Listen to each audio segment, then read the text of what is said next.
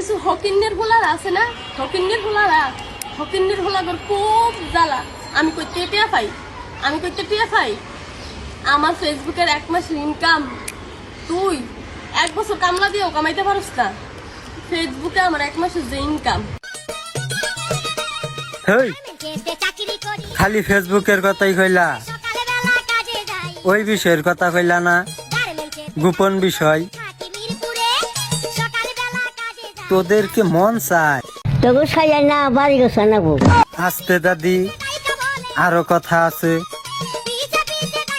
তোমাদের মতো ইনকাম করবো কেমনে?